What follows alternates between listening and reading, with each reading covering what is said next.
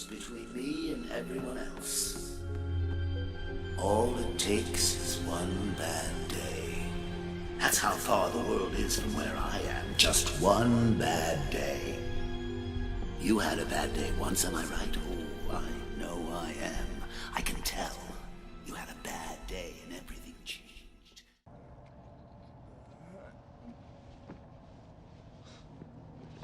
I'm sorry, but you have the most beautiful feet. Why did I just open my review with this clip from Road Trip? This guy just won the prestigious Golden Lion at the Venice Film Festival this year for Joker.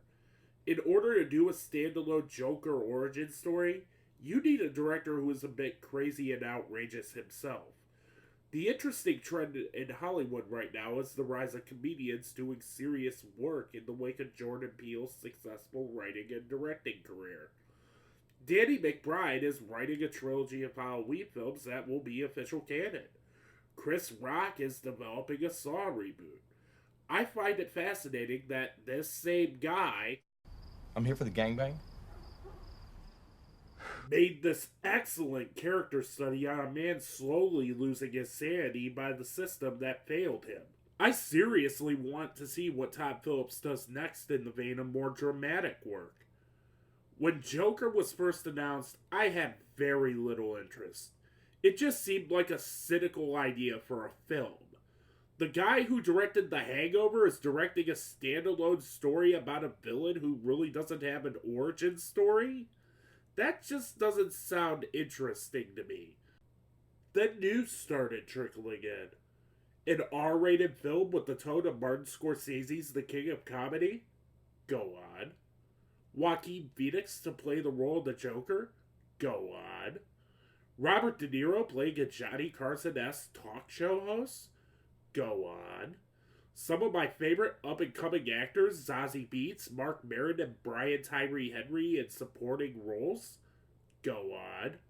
What went from fucking really turned into my most anticipated film of 2019 when the makeup test set to the Guess Who's Laughing dropped on Instagram. Because I'm sick and fucking tired about hearing about the controversy surrounding this film and the fact that I'm writing and editing 11 Kevin Smith movie reviews at once.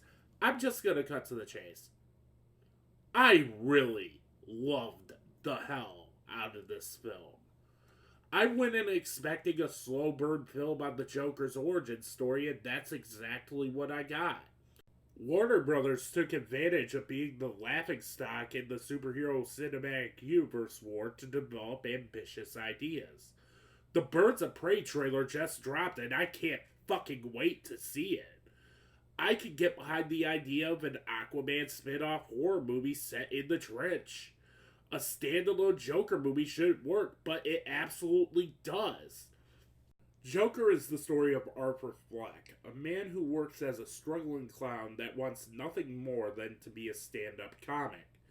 He doesn't have a lot going for him. He has pseudo-Bobar effect, in which he laughs at incredibly inappropriate times.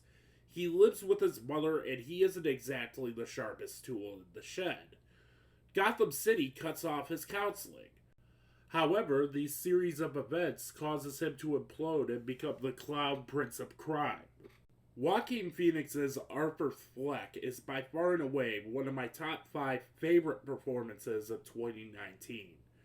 He really should be the Oscar frontrunner for Best Actor.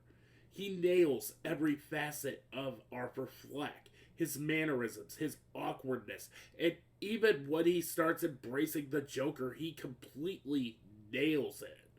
Joaquin Phoenix clearly did his homework with the character and not, becoming a fucking edgelord to get into character. Heath Ledger is looking down at Joaquin Phoenix with pride. Speaking of Oscars, let's talk about another Oscar I want to see a nomination for. Best Production Design. 1981 Gotham City looks dirty and disheveled. Trash bags are piled high to the sky. Robert De Niro's Murray Hamilton comes out from Technicolor curtains a la Johnny Carson. There is a gorgeous Art Deco aesthetic to this film. Production designer Mark Friedberg did such a brilliant job capturing what Gotham City would have looked like as a 1980s New York-esque landscape of crime. The attention to detail is nothing short of fantastic. I also love character decisions that are made in this film.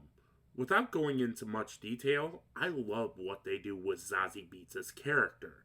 Something comes up with Arthur's mother and you're not sure if it's real or not. In fact, most of this film has you second guessing what's real and what's not. There is one line in this film I absolutely love, and it's not one that isn't spoken, but rather something Arthur wrote in his journal. The worst part of having a mental illness is that people expect you to behave as if you don't. As someone who battles depression and who uses this platform to talk about movies and share my passions, that line perfectly sums up my struggles with depression. If you know your one-hit wonders and major falls from grace, the use of Gary Glitter's Rock and Roll Part 2 is an interesting one as Joker celebrates his gig with Murray Hamilton. Joker is a slow burn film. If you're going into this film thinking it's going to be action-packed, you're gonna have a bad time. If you're going into this film solely to stick it to the libtard SJW cuck virtue signalers, you're gonna have a bad time. But that slow burn turns into a towering inferno in the third act. Joker's appearance on the Murray Hamilton show. That is all. But this isn't quite a 5-star film.